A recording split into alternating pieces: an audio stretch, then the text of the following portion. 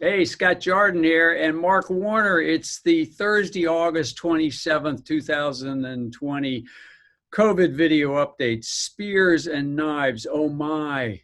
It's amazing what's coming in the news these days, Scott. Oh my gosh, this has been a really exciting week because we got stuff that we got one subject to talk about that everybody's talking about in the industry. If you know about disinfecting, there's some pretty unusual stuff happening this week, right, Mark? No doubt about it. Things that would probably only aptly be described as first of its kind. That's right. And thanks to provisions that we didn't even know about involving mice and rats and agricultural stuff, we have products with new claims, right? Yeah, absolutely true. We've got products that are making claims based on an emergency exemption that was originally designed to work for the agricultural community Yep. to make sure that they could eliminate boll weevils in cotton fields. Yep. But since that's a pesticide and also disinfectants fall under the mandates of pesticides, Yep. that exemption, the emergency exemption, has been leveraged to apply to a new and unique and a novel chemical to deal with a novel coronavirus. Just so people understand that we're not making this up. Okay. Let me read part of the press release from not from just like some news source. This is from the EPA. So today, this was August 24th, the U.S. Environmental Protection Agency, the EPA Administrator Andrew Wheeler, announced a groundbreaking development in the Trump administration's effort to combat the novel coronavirus. A first of its kind step, EPA has issued an emergency exemption to the state of Texas, only Texas. Keep that in mind, people, because that's one of the things we're getting a question on. Only Texas, permitting it to allow American Airlines and Total Orthopedic Sports and Spine, which I think has something to do with the Cowboys, but we'll talk about that later. And if that's the case, being we're from Philadelphia and the Eagles, this is not fair. But we'll deal with that later. Permitting it to allow these two facilities to use a new product that kills coronavirus like the SARS-CoV-2 virus on surfaces for up to, wait for it, 7 days. 7 days. How's it possible, Mark? It's amazing considering you can almost wear out steel decking in 7 days if you march enough people across it. So in some way, this resists the wearing away from abrasion from elbows and hands and foot traffic. And in the same time, it is able to kill bacteria and viruses at the same time. It's completely invisible because it's so thin. Yep.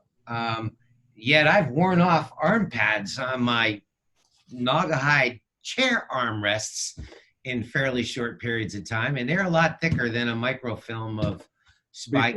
Before we get into the stuff that you like talking about, which would be the CFR stuff, I want to point out that when I heard about this, I said, well, you know, we've talked about these products that have the spears and the spikes. That's why I said spears and spikes, oh my, at the very beginning. We've talked about them, and those products are EPA registered, and they have claims. The problem in the past is those of you that have listened to the COVID updates, they were making claims about killing specific stuff, and their label only said odor-causing bacteria. So I thought, geez, that sounds really familiar. And I went back and, back in 2008, there was a company using the same technology. They didn't have an EPA-approved label, and they got fined, I believe, $200,000 or $300,000 because they were making claims that their product killed a whole bunch of stuff, and their product wasn't even EPA registered. So just for the record, this is not new chemistry we're talking about. It's some new claims, but not new chemistry. So Mark, you're the CFR guy. Can you talk about what is this emergency exemption a little bit and give them some numbers? Well, so all these government agencies work off of essentially a master list. It's best way to describe it is a compendium of all the regulations of the government. So it's It's called a CFR. So OSHA has CFR, and then those of us that are involved with doing blood and body fluid spill cleanup training, we know the OSHA CFR regs. Yeah. Chemical safety falls under CFR regs. Right. And the EPA has some regs, and the Department of Agriculture has regs. They're all CFR. So there's a CFR. It's actually, I have the exact number here for our studio audience, but it's we'll put a link in the, as they like to say, in the show notes. We'll put a link so you can go read this whole thing. Yeah, it's CFR 40 CFR 166. So that would be section 40 of the CFR, which is the federal regulations, and it would be section 166 within that.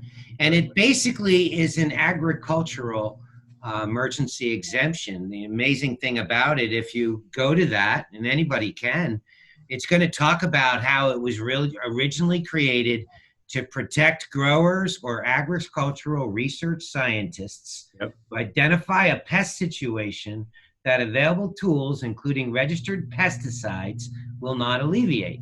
Well, the issue here is that disinfectants tend to fall under the umbrella by definition of pesticides. Even though they're going after microorganisms and not visible bugs. FIFRA, which is the policing agency for the government for this kind of thing, it falls under their jurisdiction. So the amazing thing is this is not really made for disinfectants and microorganisms. It was made for agricultural to protect crops from damage from pests. Right. But it's been used in this instance to allow I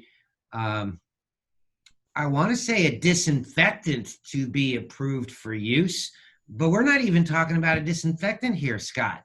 Right. Although the product that's been on the news makes a claim that it will kill or inactivate viruses within 2 hours of application and protect the surface for 7 days, they have still not submitted the appropriate documentation to the EPA for it to get qualified to appear on the EPA N list.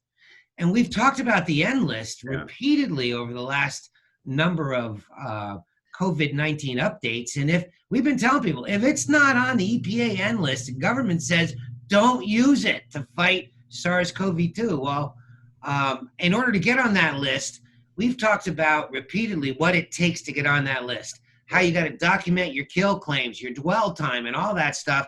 Yet this is the first instance that you and I have seen where a product was approved by the federal government to be used to fight SARS-CoV-2 while not complying on any level to meet the requirements of a disinfectant on the N list. Right. And there's a reason for that. And the reason for that is that it wasn't approved as a disinfectant. Scott, you were doing some deep dive digging on the direction panel.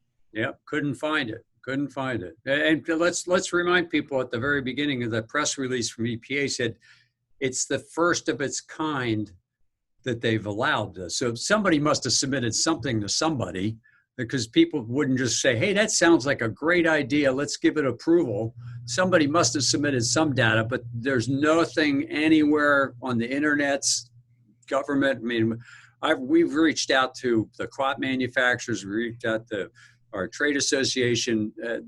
There's no data available as to how this product got this somewhat semi-approval, even though we're going to go into a little bit more. It's extremely limited as to what they can do with it. Well, the more amazing thing is that in order to be work with the emergency program, it has to be limited to a geographic area. Yeah. And in this instance, the geographic area happens to be Texas. Yes. So you can only use this in Texas. You cannot buy this product, by the way. It's not available for purchase for the public. Right. But if you are, it's in the press release, if you're American Airlines, you're approved to use this product in your planes that are in Texas to make the claims that it's protected. Now, my guess is that it's only valid if those planes are treated while they're in Texas. Yes. And the big question might be what claims could be made once those planes leave Texas. Yes. Well, first off, I somewhere in one of the press releases, it talked about that it's going to take a couple months for them to get all the planes back to Texas to be able to use this miracle product on it. And then your question is certainly a valid one. What happens when they leave Texas? They don't ever clean their planes again? Well, the big question is only applied while they're in Texas. So if they don't get back to Texas after 7 days, because this is only good for 7 days, right? So technically that means every one of the planes in American Airlines service, if they want to, they are promoting this product, by the way. We aren't we're not just making this stuff up. They put out a press release about it. So technically, if they have, I think it said they have 1,600 planes. They have to bring back 1,600 planes every 7 days to Texas to reapply this product for it to really do what they're saying. And we did pass over just a little bit. Did you say 2 hours? Is that a 2 hour dwell time? Yeah. How do you do that? Yeah. How is that possible? Is the dwell time like while it's drying? After it does something after it dries? I know when it comes to disinfectants, once it's dry, it's not considered stay wet dwell time any longer. Yeah, that's what I thought. So this is a miracle product that actually does something when it's dry, or as it's drying, I'm sorry, because it takes 2 hours. So we don't know if it takes 2 hours to dry, but if it kill it, I don't know. But then the other question is there, Scott. Yeah. So this plane has a bunch of Eagles fans flying from Dallas to Philly. Just saying. Yeah. They land in Philly. Can the stewardess say to the people now boarding the plane in Philly, you can rest assured this plane is safe. It was disinfected in Texas. Yes. Is it actually legal to make a disinfection claim in a state where it's not registered to make that claim? I bet you somebody's looking into that. Right. I would hope so. And we're making jokes about the Cowboys, but so it was approved by this test period. It's approved for American Airlines and Total Orthopedic Sports and Spine. I'd like to know, somebody out there, some of our viewers, please dig into, does that company, Total Orthopedic Sports and Spine, have anything to do with the Dallas Cowboys? Just saying. Just saying. Maybe I'm just, for those of you that don't know Philadelphia and the Cowboys don't get along. But I'm just throwing it out there. That's all. That poses, I guarantee there'll be our viewer audience, somebody's going to research that and let us know what they think. Yeah, so let us know. Back to like the facts, the surface-wise too, was actually said by the EPA and the government that it's designed to not only inactivate viruses and kill them in 2 hours, but let's leave that aside because that's a disinfection claim which legally can't be made. But if it is in fact protecting that surface for 7 days, it's important to know what the directions actually talk about. And it basically says that you can't just walk in and wave a magic wand with this stuff.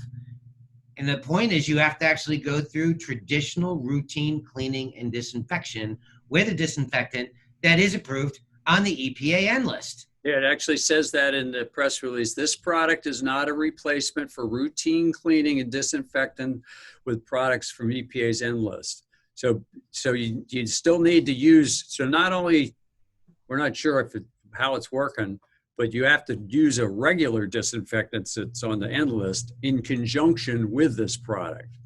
Now, I guess the test data probably only use the one product, right? They wouldn't allow them to use 2 disinfectants for the test data. I mean, come on, that wouldn't happen. No. It's so hard to know what's going on here. Anyway, I think it's the first time in my career that I have seen an instance where the federal government and the EPA have sanctioned the sale of a product to protect the government against. Oh, you can't. No, it's not for sale. You can't buy it. Yep. They haven't sanctioned it for sale, so let's make sure we state that correctly. Yeah, I'm sorry. They sanctioned its use during this period. Sanctioned its use Yeah. to fight SARS-CoV-2, which is the virus that causes COVID-19. Yeah. Yet it does not have to appear on the N list, which is the EPA list of approved disinfectants. It hasn't had to supply any complete data. I mean, Scott, part of the deal is that I forget where we have this in our notes, that the EPA said, well, we're really anxious to see what they have to say. Actually, it says right here, EPA's current understanding is that the company intends to complete the necessary research and apply for registration. Right. That means it's not a registered product. Right. So but they intend to, Mark. Come on, but don't be so hard. Come on, it's only disinfection. Come on, they give them some wiggle room because they have a year to do this, right? They have a year to play with this for sure. Now, I think the more interesting thing is, and Scott, you and I both are sensitive to the fact that our voices carry. Yes. And the millions of people will kind of have a viral ripple effect, and we know that. And we know what has happened to some of the things in the past that we've brought to light. Yes. So I think it's kind of interesting that a lot of this has been, let's say, couched by the phrase, as new data emerges, the EPA may alter the terms of the product's emergency uses. Yes, and you know what that means? That means they could either give it the green light or they could pull the product because it didn't do anything along the lines of what they said it did. Now, it could go either way. We're not disparaging the product because nobody's seen the test data. We have no idea what they submitted to whoever they submitted it to that gave them the go-ahead on this. But I'm sure somebody's going to be looking at this in a lot more detail than we have over the next weeks and months, if it goes that long. So hypothetically, since we're all very sensitive to COVID-19 and we all want to do the right thing, is perhaps this is something brand new that has been unlike anything that has ever been around in the history of mankind. We know that the EPA said nobody else on planet Earth has submitted a chemical under the emergency mandate. This is the only company that's ever done it, and it got approved. And that leads to one to either assume that maybe they were very smart and they found that there was this opportunity they could take advantage of, or maybe they have something that nobody else on planet Earth has come up with. It's definitely possible. So it's kind of worth saying that. I just have to say, as one of the co-authors of Germwashing.com, that my job is to have some degree of skepticism. Yeah. Well, let's think positive that this is a unique product and it really is going to do what they say it's going to do. Because if it is true, hypothetically, we won't even need a vaccine. If it's true, hypothetically, it would do away with the use of quats, hydrogen peroxide, phenols, bleach, chlorine dioxide, electrostatic sprayers, rolling pressurized sprayers, steam, vapor steam. None of it would be necessary anymore. We would just be immune. Yeah, and then we go back to regular old world and everybody goes back to work. Everybody has fun. We can go on vacation. We can get on airplanes. Everything's great. Okay, so there you go. Fantastic show. So we're all thinking positive. We are being serious about the fact there's a lot of questions about this, and you and I and everybody in the industry is calling around saying, what is this? Where did this come from? So part of the reason we're doing this video today is trying to kind of get all the data we've got as of an hour or two ago. And we're going to keep reporting on this because we think it's very important, and we certainly hope that it's a true situation. It's really going to be groundbreaking and fantastic. I mean, we can make a lot of other stuff other than just disinfectants here at Bullen, but for the good of the world, this would be fantastic if it actually happens. There's a lot of really unusual things going on with us, though. So our primary goal, so you all know, in what we were going to do today was try to raise the right kind of questions Yeah. that should be asked. Yeah. These are what people that are deeply experienced in the infection control field, these are the questions that people would be asking. And so we tried to put it in somewhat of a humorous context, but they're important questions to be asking Correct. because in many ways they could change a lot of things. And the answer can go either way. It's going to change a lot of things. Yeah. So Yeah. that's why we wanted to put it together this way, pose those questions. If you agree with us that the questions are valid questions to be asking, let us know your thoughts on it. We'd be Yep. anxious to know how everybody feels about that. Yep. And we'll certainly keep you up to date with news as it comes out. And if something really groundbreaking comes out before next Thursday, we will report on it. So keep an eye on your email box, your inbox to see if there's something from the COVID update. But it's certainly very interesting. Wouldn't have thought this would hit us at this week because we've been reporting on this type of product, what we think is this type of product, and never would have expected that we'd have something like this going on. So, well, hey, stay tuned. It's going to be very interesting over the next few weeks. Stay safe, everybody. Yep. See y'all. Happy Labor Day. Oh, by the way, we're taking next week off unless something breaks big on this. We are going to be. Yes. Fantastic. Yeah. Let's hope everything calms down. But in the meantime, yep, I got to get mine back on. Got to get the right way. Stay safe out there. See y'all.